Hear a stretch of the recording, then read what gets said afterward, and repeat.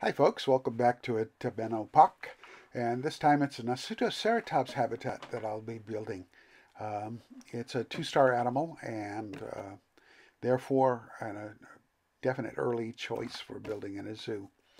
I'm starting by laying in fencing on around the rough out of the space that I did in the last video. And I'm leaving some gaps in there because I have plans. Uh, the first part is to put rocks here along the bit of the exhibit that is near the ramp. I don't want people stopping on the ramp to look at the animals. So also it acts as a surprise factor for people coming into the park and heading for the Cretaceous area. They don't immediately see an exhibit till they are up at the Cretaceous level. And yeah, that's a nice aesthetic thing to do. Um, and obviously, I'll have to come back and finish the ramp and trick it out. But right now, I'm concentrating on the exhibit. And I'm bringing the rocks around to the other side. I don't really want a sight line from the road to the exhibit at all, uh, if I can manage it. I think I'll keep a little bit on the side near the building, but I do want to landscape that some more. I don't want it to be a prime viewing area, but getting little glimpses of what's there beyond the fence is a teaser for the guests. I really wanted to make sure I had rocks also along that bit where the water contacts the fence. Um, so I'm going to finish that off with some rock work and some here where the terrain drops down again. Um, one of the things I have in mind when I'm building this is that, should these animals escape, I don't want them to be able to get everywhere in the park, at least not quickly, to give our guests a chance to escape them. Uh, so anyway, with the fences in place and some of that rock work done, it's ground painting time. Concentrating on the aquatic habitat, aquatic biome uh, ground covers, and mixing it up a little bit with some of the other dirts to get a kind of swampy, mucky feel for this.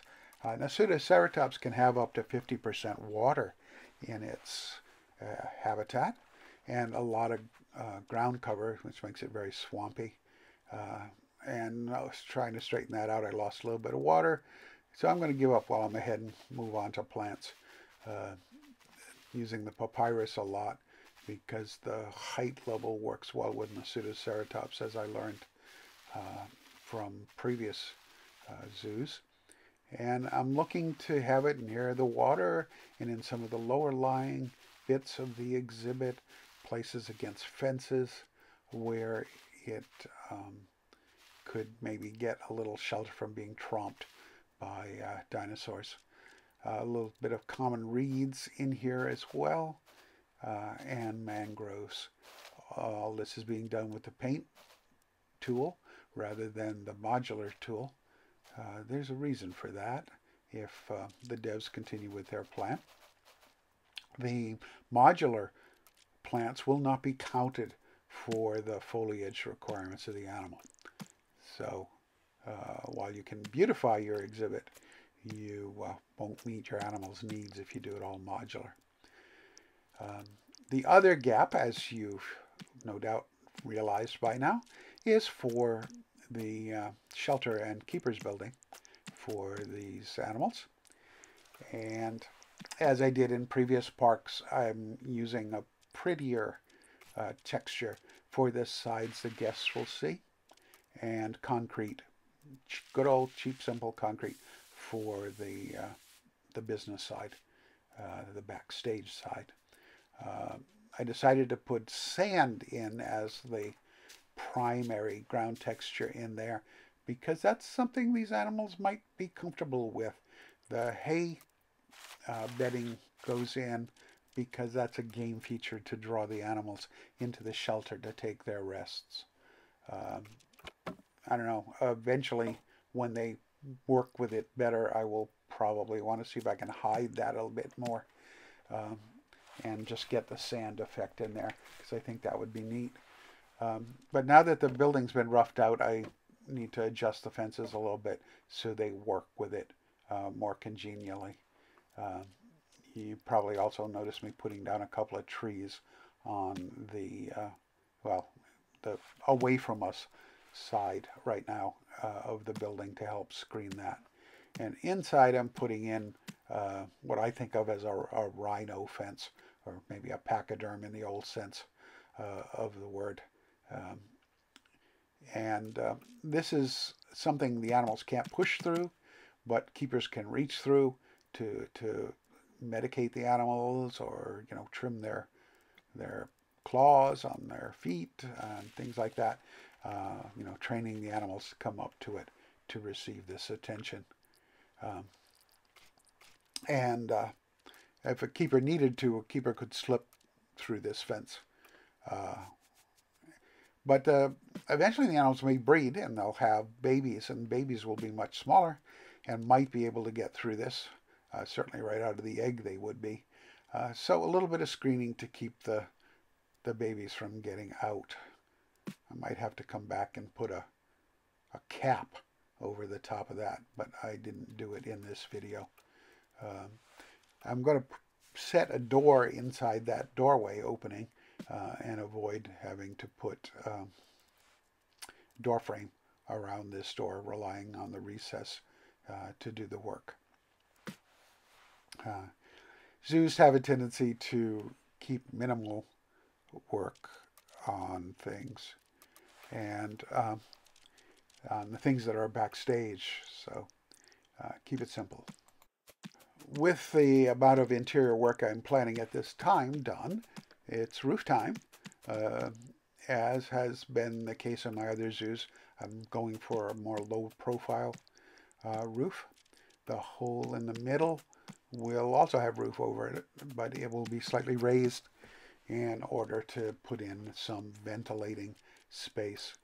Ventilation is very important in tropical climates to avoid getting too much mold and stuff going on, as the climates are very damp and such. So I'm going to use the slat wood to provide that open ventilation, and it's nicely sized for the square ends on this, because it's a 4-meter section, and drop it down just a little bit so it doesn't poke through the roof, and turn it on the side and extend it for the longer sides, because this is one of those pieces with a texture that works pretty well and doesn't look badly distorted that way. And then bits and pieces for the corners, using a column and shrinking it down so it also doesn't poke through the roof, but also so it doesn't hang down into the building. And some intermittent pieces along the long side, so it all works out to be about 4-meter sections. Skipping doing rafters in there, because I'm going to try to minimize interiors. You really can't see that unless you drive in there and look. So just skip it for now. And I wanted to do a little more screening for that building to make it go into the background. And I noticed a big hole in the center, and a big tree there would be nice for our animals to have shade. I have a suspicion I'm not quite up to the vegetation requirement for these animals, but we have no way of measuring that at this time in alpha, so it's hard to know. Eventually that will become a thing, same with the water requirements, and we'll need to know a way to know how much we've got to know if our animals are happy, and I expect that will indeed be coming. So since I'm back in the brush, do a little bit of outside work as well to ground the rocks and make things look a little bit natural. I'm all for the natural look, but this zoo I want to make sure I've got more fences visible because I want more of a zoo feel and less of a natural preserve. And also the way the game works, the animals apparently will be able to break out of fences, possibly, if they get annoyed enough or upset enough. And but they won't be able to go through modular stuff. And that's probably a technical limitation. And I'm okay with that. But that means if you want to set yourself up with the reality that they may get out, you better be using some of the real fences. And when I went to breed my Nasutos to put them in there and make sure everything was looking good, I discovered the lab had no power, so it wouldn't let me open the nursery. So I went in and put in a power plant and figured while I was there I would make sure I got enough power to cover the whole zoo as it currently stands. And that meant putting another one in nearer the entrance to catch that those other buildings. So on to the nursery, go through the skins, deciding the one to pick, and I settled on mint for this time. I'm entering fewer than the top group number for these guys this time. Again, keeping a little bit of budget in mind, as if I were building this, because the Nasutoceratops is a 2-star animal, which means it is essentially a potential starter animal. So you're not going to have a lot of budget at this time. So you saw the blue coating, that was checking the traversable area for the animals, and I saw they couldn't get in to the shelter. So shelter modification times to make the opening wider. I was doing that hoping that it would work, and when I check it again, finding my dinosaur, you will see that despite having his head stuck in a tree, he can still get into the shelter. So I have a functional shelter for my animals. I have one taking a nap with his nose underwater. But yeah, they're animals. They do weird things. And it's time to move on to the viewing platform. So I'm building it while I can work well with the grid and keep all of these pieces on the same grid and happy and working together. So stone for the support of the platform, and raise it up just a little so that I have a little bit of standoff there. It looks better, and realistically it'll give me something to anchor the fence to. But I'm going to pull it down on the flat side there a little bit because stairs, they need to connect to the platform. And now they do. So that's looking pretty good. I need to do the supports for the stairs and get them lined up. It proved to be relatively easy, but I want them to have the same kind of standoff again for rail anchoring purposes, as well as the aesthetics of getting that slight little shadow line. And with them in place and making sure all my platform's the right material, now I can play and place it where it protrudes slightly into the exhibit, and guests right at the edge there can look to their left, look to their right, look ahead, and they will see dinosaur habitat. I started by connecting the stairs with a narrower path than the main through path for the park, which is 8 meters, and then I brought it around to go past the exhibit, and then again another narrow path, and this one to connect to the main path, to set up a little area off the path where guests can go to view the animals and not have people charging by them, and also so that a crowd doesn't make it difficult for the larger numbers of people to move deeper into the park. So Yeah. Um, More plants, and I'm working to pull the same kind of foliage out to the guest side of the park as a way to blend the two areas together and make it feel for the guests that they are in that environment themselves. Obviously, it's not going to be as muddy for them. I will have to come and do some terrain painting in those areas I'm currently putting trees into. Uh, yeah, that's looking good. So a little bit of a jump here. You can see the railing on the stairs, and I've also done some other work. And now I'm working on the platform. You can see I dropped a couple of logs into the exhibit as well.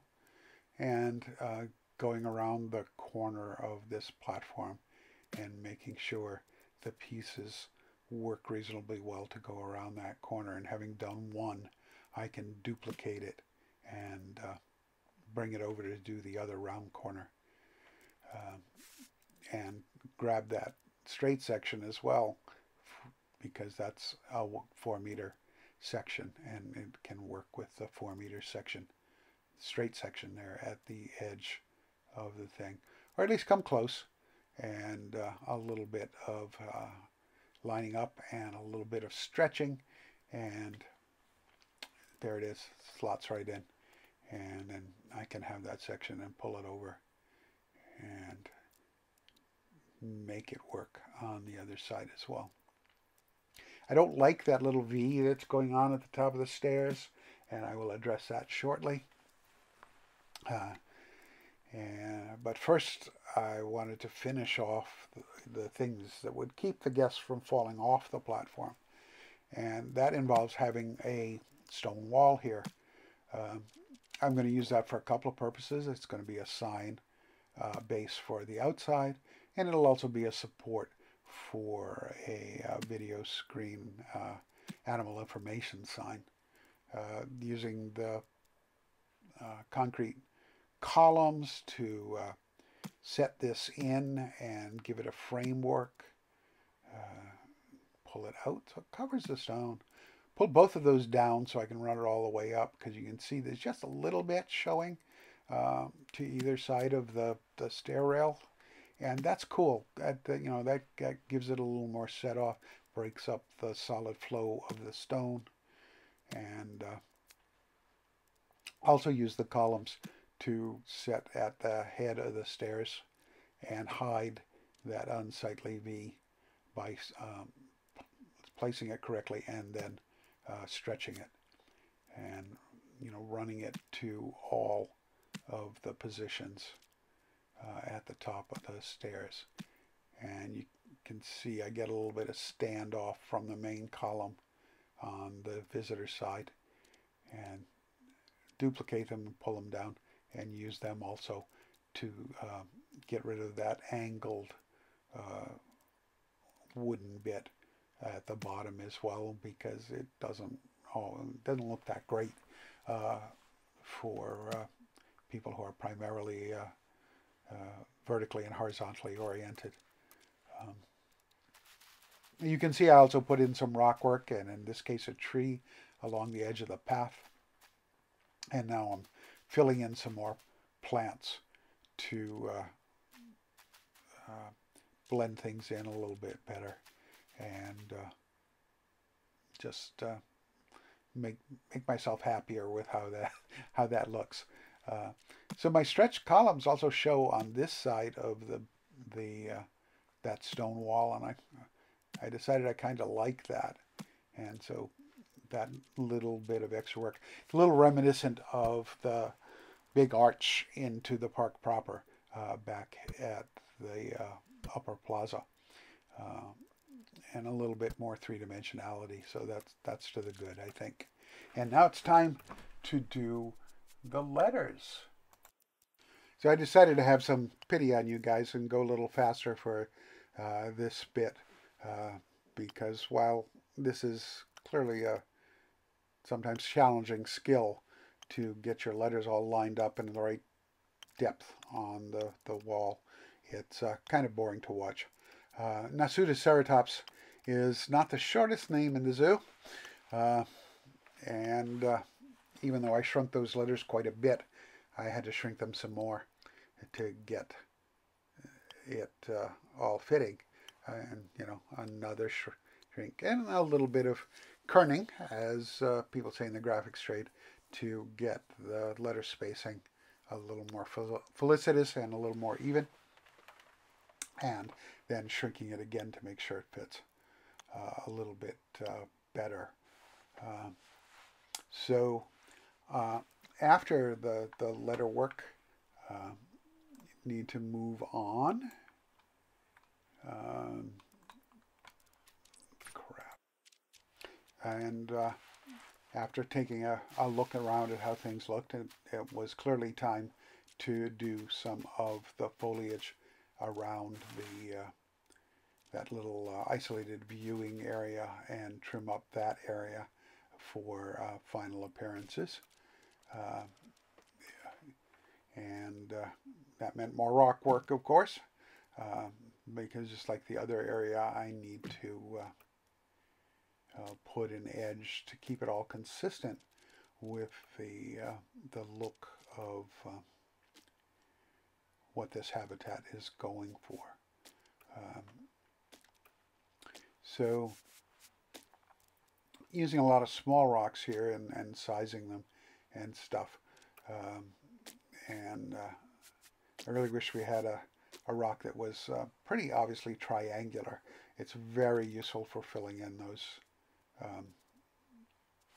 pointed bits where paths come together. And just don't have one. Oops, missed one. Okay, and I figured this area, because it's isolated, having the guests have an option to sit and just appreciate Nasuta ceratops in all its two-horned glory would be something that the zoo would want to encourage. And obviously trash cans have to be placed around so that our guests don't trash the park. And a seating area up on the platform as well. One where they can read about Nasuta ceratops and one where they can watch him. So, moving on, we are getting to the ramp and the work to make that something more than a slab of concrete. Looking forward to concrete being colorable, really, really am, because I would love to be able to take this concrete ramp and blend it to at least match closer to the asphalt path that's there. So it doesn't stand out quite as much. If it's off a little, that would be okay, because it's a transitional zone, and they often don't quite match.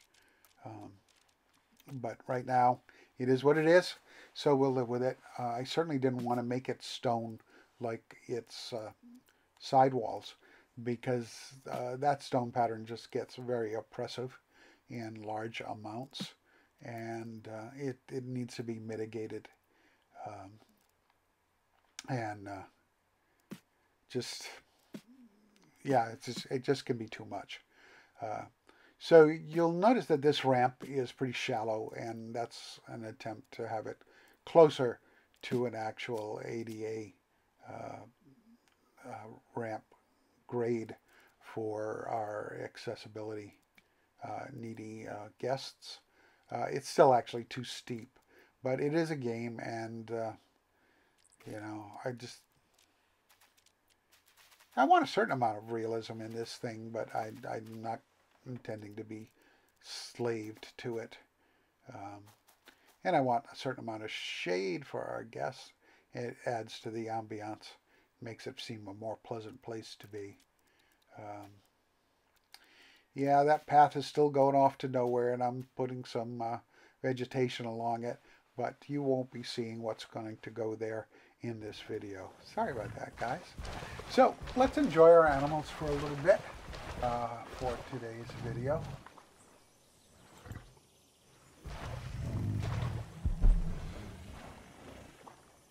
Yeah, I do like these little guys. Looking forward to them having more personality and more animations in beta and beyond. But they're cute. They're cute. They do seem to like to spend a lot of time in the water, although that may just be an artifact of them wandering wherever the heck they wander. And it just happened to having a lot of water in their habitat. But it is kind of neat to see them sometimes graze under the water. And a little silly to see them sometimes graze when there's nothing there. But that's what they were doing today. And it's also neat to see them in their habitat and, you know, catch the guests walking by outside. Starts to bring the zoo alive and make it just neater, you know. And I don't know if you caught that guest up in the right-hand corner visiting the viewing platform. So as this Noceroceratops heads out of frame, I will be heading out of frame too. Thanks for stopping by. Subscribe or like as you're inclined. See ya.